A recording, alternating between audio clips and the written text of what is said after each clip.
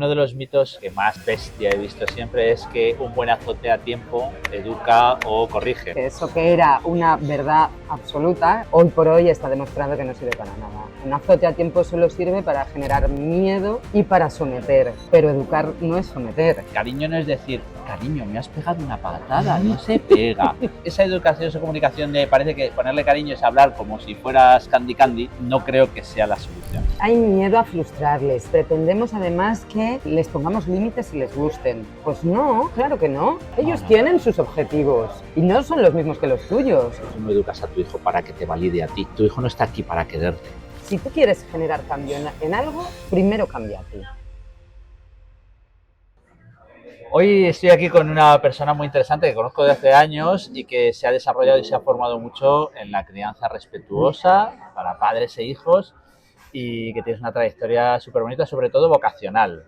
Marina Carmona, que está aquí conmigo, que aparte de amiga es una gran profesional, y hoy queremos hacer este espacio de podcast para hablar de todos esos mitos de la educación que hay tantas dudas en los padres y que nos da tanta inseguridad a la hora de educar. ¿Cómo estás?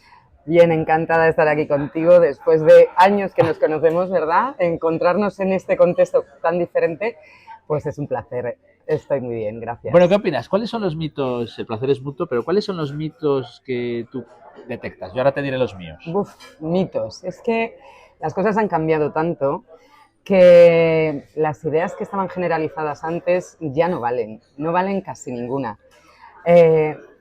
Al día a día de los padres, pues hay cosas que sí se pueden mantener, ¿no? Como el hecho de que tiene que haber una disciplina, de que tiene que haber unos límites, pero el lugar desde donde nos ubicamos en todo eso es muy diferente, o yo lo veo muy diferente. Entonces, casi todas las ideas que manejábamos así en las familias como ideas válidas, ahora son mitos que para mí son grandes errores.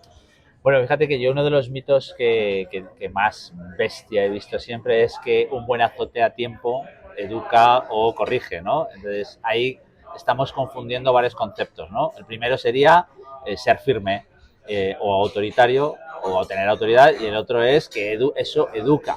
Claro.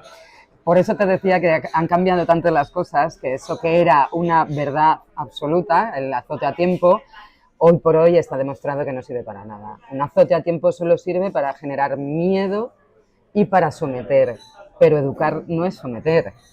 Claro, está claro que al final yo siempre lo pongo, si a ti te gustaría que tu jefe te pegase, pero ya no solo que te pegase, sino que te gritase. O sea, es necesario el grito. Yo siempre digo, el grito hay que evitarlo bajo...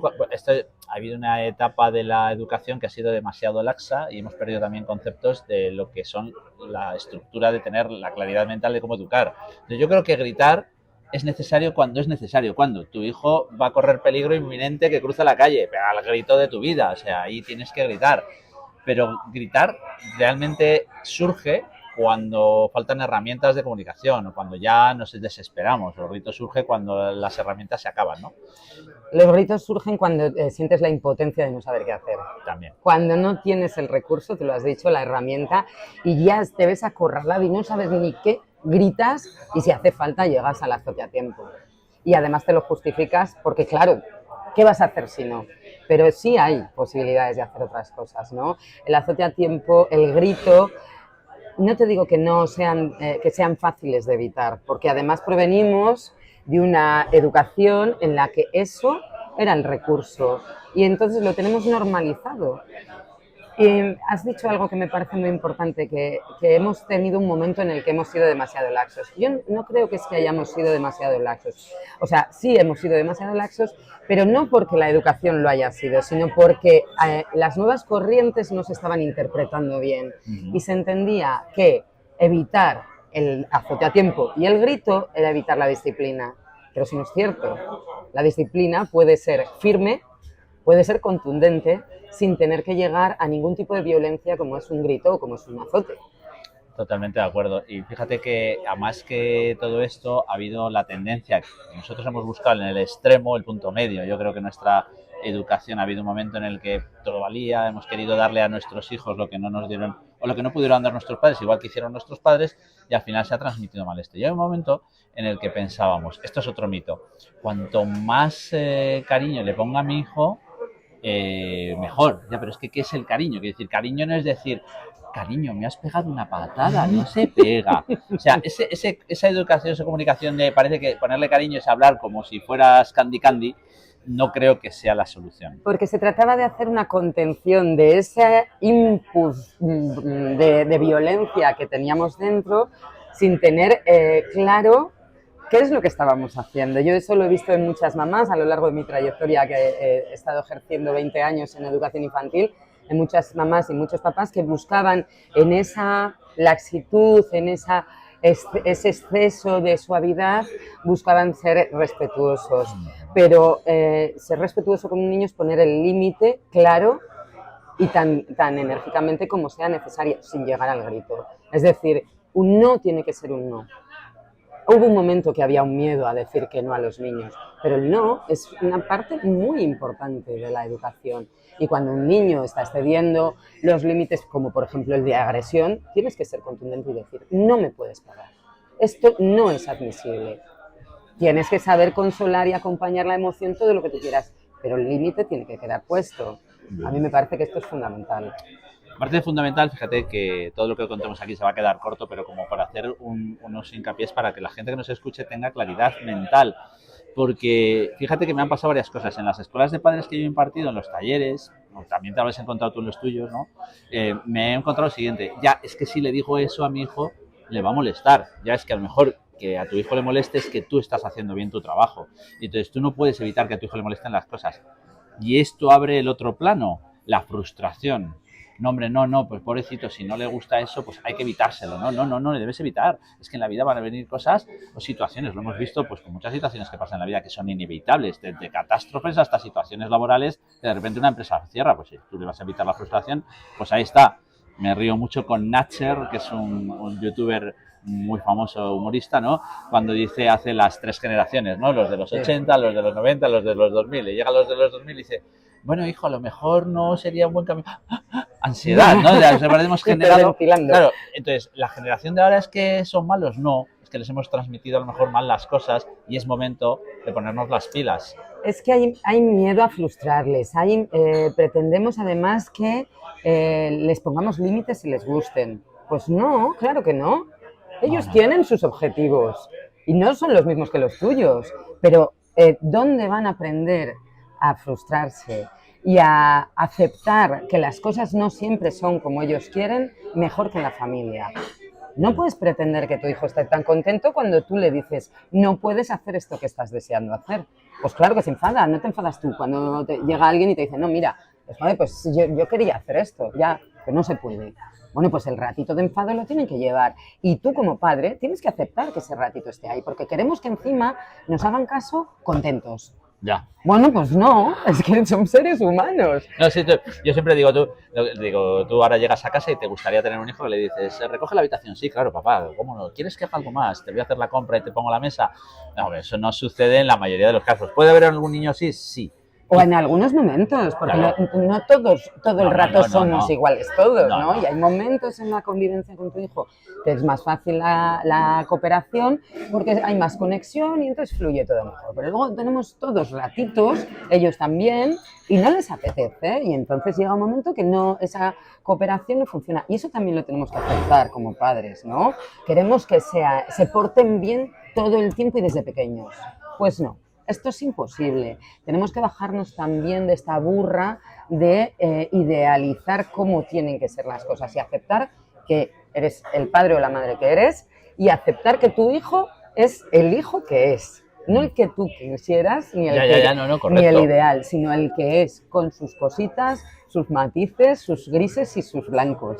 Yo creo que es fundamental la aceptación. Fíjate que de esto que me estás diciendo saco un mito que está oculto y es: la frustración la tiene mi hijo, o mis hijos se frustran, no, lo que realmente se frustran son los padres, porque al final, ¿quién tiene la claridad? ¿Quién tiene que tener el conocimiento? ¿Quién tiene que tomar las decisiones? A veces esperamos que nuestros cambios vengan de nuestro hijo y el cambio fundamental no es de mi hijo. O sea, muchas veces a mí cuando en consulta de asesoramiento, yo digo, específicamente yo no trabajo con niños, ¿no? Generalmente a partir de la adolescencia. Te voy a traer a mi hijo para que hables con él. No, yo no quiero. Ven tú y hablo contigo. Yo creo que en todos los aspectos de la vida, en todos los aspectos de la vida, cuando algo no va muy bien, el primer paso es hacia adentro. Revísate. Ten la certeza de que por tu parte está hecho todo lo que tienes que hacer. Y luego, ya si quieres vas abriendo claro. Pero lo primero es hacia adentro. Sí. Y los hijos, nos guste o no nos guste, son espejos nuestros. Porque un niño puede olvidar lo que le dices, pero lo que no olvida jamás es lo que haces. Total. Entonces, si tú ves que tu hijo es extremadamente irascible, ¿qué está pasando? Primero mira hacia adentro. Puede haber razones propias, dependiendo de la edad, además más a medida que van creciendo y van teniendo experiencias vitales propias en las que no estás tú todo el tiempo, se van gestando cositas que son suyas y solo suyas. Bien, pero siempre hacia adentro, porque a lo mejor lo que estás es enviando un mal mensaje de gestión emocional o un modelo que ya heredó de cómo responder a ciertas cosas. Entonces, si tú quieres generar cambio en algo, primero cambia tú. Pero esto sirve para la crianza y la educación de los hijos y creo que sirve para todo lo demás. Tú no puedes esperar que el otro se comporte exactamente como tú quieres. ¿Quieres un cambio? Cambia tú. Y luego ya verás cómo todo se va colocando. Pero sin inmediateces, ¿eh? Que esto también tiene su tiempo. Que es otro mito ese. Ese también, el mito es también que parece que es una fórmula mágica, ¿no? Que es la que tenían nuestros padres. Pues a mí mi padre me habla así, yo, bueno, te ha ido bien, hay mucha gente traumada y hay gente que le ha ido bien, hay gente que le ha ido mal, depende de cómo lo percibas. Entonces, bien, claro, bien, no sé. No, bien no, pero bueno, sí que hay cosas que antes se hacían bien. Por ejemplo, tener claro cuál era el concepto. Un no es un no. Luego cómo lo aplicaba cada uno era otra historia, o a qué extremo lo llevaba, ¿no? Claro. Entonces, creo que al final también establecer criterios y saber bien cuál es la función de un padre, que es que no la sabemos, parece que todos estamos dependiendo. Ya, es que a este hijo le he educado así y a este otro no le funciona. Ya es que tu hijo, a la hora de educar, tienes que tener en cuenta cuál es el temperamento de base de tu hijo. Hay gente muy apocada que le dices una cosa y va, y hay gente que le tienes que insistir. Ya había en Baby Human, una serie de vídeos americanos, no sé si lo has visto, es extraordinarios, había un experimento que se hacía con varios niños, entonces a un niño, la solución momentánea hasta que el niño se aprende a regular es quitarle aquello que no puede regularse en tocarlo. Entonces, de momento te lo aparto y cuando vea que está regulado te lo pongo. Al otro no hace falta, a ese sí. Entonces, muchas veces nos frustramos, parece que tengo que estarte ahí puesto como los perros, ¿no? No te muevas, sit, sit, sit. Y tu hijo no es un perro. Mira, es que lo que no podemos hacer es... pues esta frase que me encanta. Yo he hecho lo mismo con los dos. Ya, ese es el problema, que has hecho lo mismo con los dos, porque son dos personas diferentes. En una crianza de un hijo, fíjate, el lugar que ocupa de nacimiento ya determina. Por lo tanto, tú no puedes utilizar las mismas herramientas. De hecho, no puedes utilizar las mismas herramientas con la misma persona toda tu vida. Porque a medida que evolucionamos necesitamos otras cosas. Entonces, lo que te vale hoy, ten claro que a lo mejor mañana ya no te sirve para nada. Sí. Y vas a tener que estar en constante cambio con ellos. Entonces, vamos a bajarnos de la burra de, si es que yo lo aprendí así. No, pues te va a tocar reaprender. Claro, es que lo que funcionó conmigo. Y otra cosa que me parece muy importante en torno a lo que has dicho es que tenemos que tener claro cuál es el papel y tenemos que tener claro cuál es nuestro objetivo. ¿Para qué educamos? ¿Para qué educamos? ¿Para la obediencia? ¿Educamos para que sean críticos y se valgan por sí mismos? ¿Para qué educamos? Porque desde ahí ya te sitúa todo lo demás en el lugar que tienes que estar. Pero es una reflexión que casi nunca hacemos. ¿Para qué hacemos? ¿Para qué tenemos hijos? ¿Para que nos obedezcan? ¿O para que paso a paso en nuestra compañía salgan a la vida preparados? Porque entonces... De esto que estás diciendo, el mito sale, que yo lo digo muchas veces, tú no educas a tu hijo para que te valide a ti. Parece que estamos esperando a que nos validen, a que nos reconozcan, a que nos digan si buena. Tu hijo no está aquí para quererte.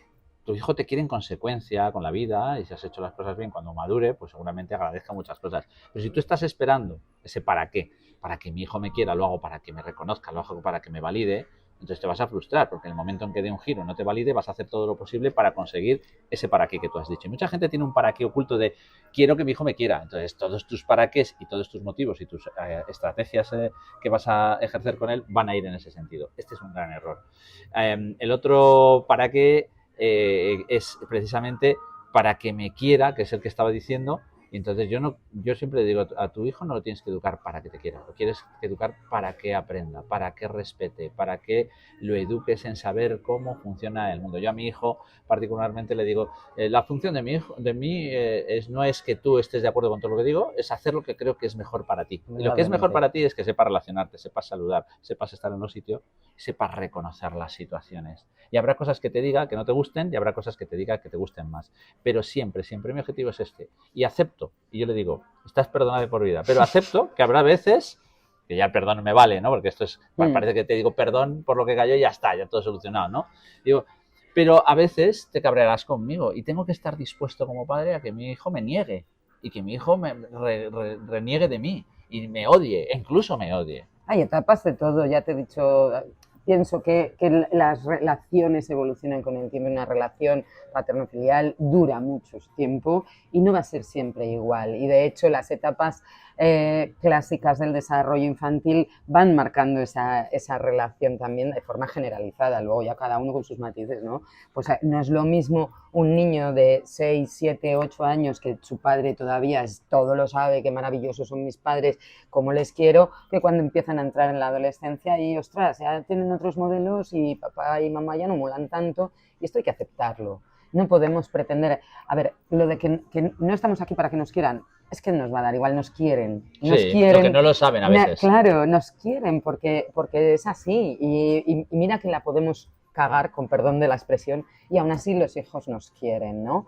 Pero lo que no podemos pretender es lo que te decía, que todo les vaya a parecer bien. Tú tienes que tener claro cuáles son tus objetivos y estar seguro de ellos. Y ahí, pa'lante. ¿Que vas a cometer errores? Indudablemente, indudablemente. Pero que sea desde la certeza de que estás creyendo hacerlo mejor.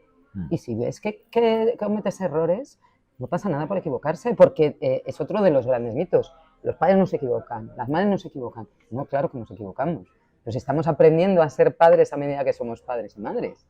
No pasa nada, el error forma parte del proceso. Esto es totalmente, y luego muchas veces creo que eso es el querer sostener, mucha gente se queda en poner esa postura rígida de no, la he cagado, pero voy a hacer como que no. La has cagado es una buena oportunidad para decir, mira, yo también me equivoco y de esto hemos aprendido. Yo muchas veces les digo a los padres, dile a tu hijo, mira, me he dado cuenta que lo estaba haciendo mal y ya está. Otro mito es, los padres lo saben todo, que tienen la respuesta inmediata para todo, cosa que frustra mucho, ¿no? Es como si tu hijo te viene y dice, papá, ¿de dónde vienen los niños? Y tú le dices, bueno, pues papá, la abejita. Y yo, párate un momento. ¿Por qué le respondes a tu hijo? Bueno, porque se supone que yo lo tengo que saber, se supone lo que tú quieras. Si es que no lo sepas, es que no estás preparado, te ha pillado en un momento que no estabas con el argumento listo, no sabes muy bien qué decirle. Bueno, y de hecho eso puede generar una respuesta reactiva de mala manera. Claro. Porque tenemos es otra cosa que a mí me sorprende tanto, pero claro, en el mundo en el que vivimos no es tan raro. La inmediatez, todo tiene que ser para allá. No pasa nada por decirle a tu hijo, pues mira, me parece una pregunta muy interesante, pero la voy a dar una vuelta. Y cuando lo sepa, y cuando tenga claro cómo quiero responderte a esto o qué tengo que responderte, te respondo. O yo a mi hija la digo claramente, cariño, mamá no lo sabe todo, ¿eh? Claro, pues es que no lo sé todo. Lo que no sé, lo busco. Claro, podemos buscarlo juntas. O simplemente dejarlo ahí porque pues, en ese momento es la respuesta que tienes. Ya está.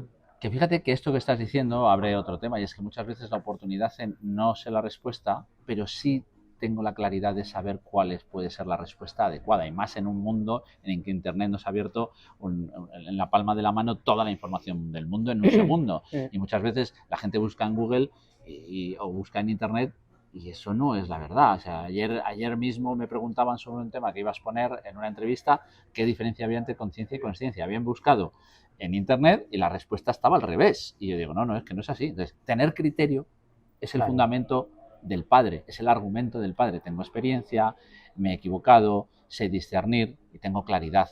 Entonces yo te ayudo a diferenciar una respuesta de la otra. En eso también le puedes ayudar a tu hijo. Por supuesto, y además es que, bueno, pues no pasa nada porque nos vean vulnerables, ¿sabes? No somos todopoderosos. Ellos tienen que aprender que también somos vulnerables, que somos seres humanos, y de ahí además aprenden a gestionar como sus propias vulnerabilidades. Porque si tú eres te muestras ante tu hijo de tal manera que pareces que nada te va a derrotar y él siente esa vulnerabilidad, va a decir, yo soy menos, porque hay que ser así. No, no, no, somos humanos y como humanos tenemos que mostrarnos, porque si no, ellos se aprenden que son insuficientes.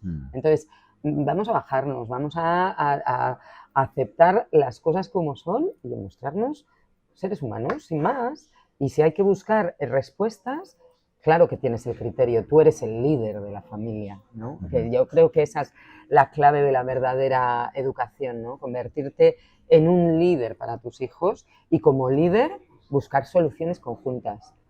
Es perfecto. Sí, aparte de perfecto, creo que también aquí tenemos que aprender a cuál es el respaldo que tiene un padre. El respaldo que tiene un padre nunca lo va a alcanzar, sobre todo a estas edades tempranas o incluso adolescencia o juventud, un niño. ¿Por qué? Porque tú tienes el aval de la vida, de la experiencia, del tiempo, del tropiezo, de los resultados y de que te avalan años y años que ellos todavía no han vivido, experiencia. Tú has estado muchas veces, no a lo mejor en el mismo sitio, pero en sitios parecidos.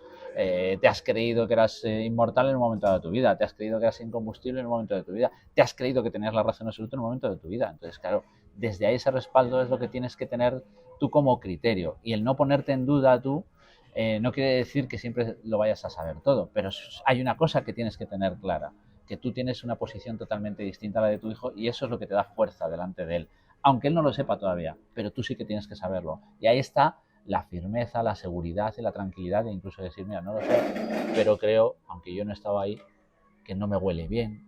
¿O por qué? Claro, también hay que enseñarles a aprender a guiarse por la intuición, ¿no? Que es algo que tenemos ahí tan machacadito en el mundo en el que vivimos, ¿no? Que la prisa agobia para todo y para tener la sensación de tener la intuición, que a mí me parece que es una cosa muy importante en la crianza. Por lo menos yo como madre sí he sentido cosas, cuando no tenía certezas, sí sentía la intuición de por dónde, ¿no? Y a lo mejor no tienes el porqué claro, pero tienes esa sensación y esto también hay que aprender a manejarlo y a escucharlo, ¿no?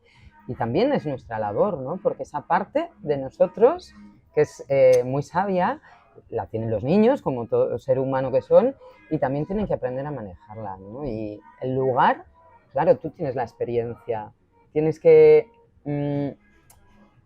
ayudar a ver, este matiz es muy delicado, ayudar a ver sin evitar que experimente aquello que tiene que experimentarse, ¿no? Porque a veces, que es otra cosa que temen muchísimo los padres, es ese caer, ese dolor, ese sufrimiento, tratar de evitarlo por todos los medios.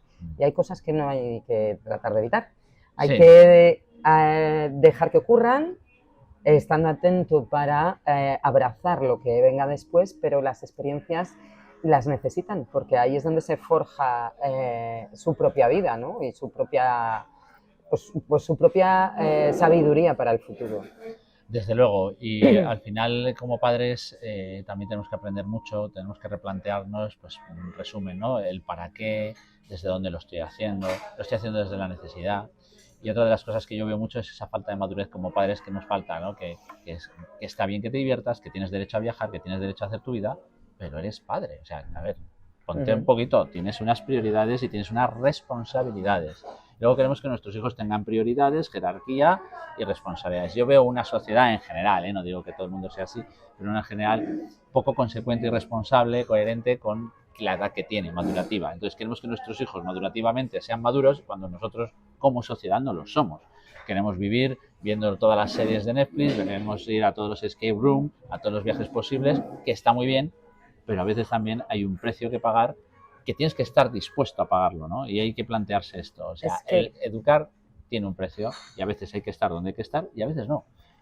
Es tan sencillo como que cada vez que tomas una decisión en tu vida supone una pérdida respecto a otras cosas, ¿no? Tú eliges ser padre, nadie te obliga, a nadie nos obligan a ser madres o padres, entonces en esa decisión hay implícita una pérdida de otras cosas, o por lo menos una pérdida temporal, porque a lo mejor también si nos planteásemos las cosas no de manera tan tajante, seríamos capaces de llevarlas un poco mejor. Sí que es verdad que hay una inmadurez, ¿no? Es, joder, yo que, pues es que también me gustaría seguir haciendo esto, otro y lo otro, ya, pero no, este no es el momento. Ahora la prioridad ¿qué es? Pues que eres responsable de una vida que has decidido traer tú al mundo y entonces te tienes que hacer cargo. Esto supone que es por siempre, jamás, que en estos términos es cuando a la gente le dan los ataques de ansiedad. No, todo llegará, hay otros tiempos, pero mientras tu hijo sea pequeño y te necesite al 100%, vas a tener que priorizar eso. No es necesario olvidarnos de nosotros mismos, ¿no? Solo que hay que recolocar.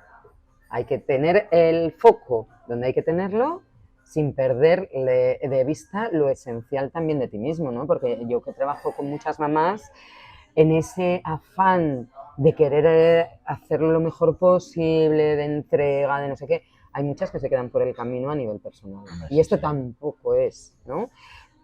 Pero es necesario que tengamos claro que la decisión, la que sea, implica una pérdida y aceptarlo para poder seguir adelante. Bueno, una pérdida que también te da algo, o sea, cuando algo sueltas, claro, algo coges. Claro, siempre hay claro. Sueltas una parte, o sea, todo tiene un pro y un contra.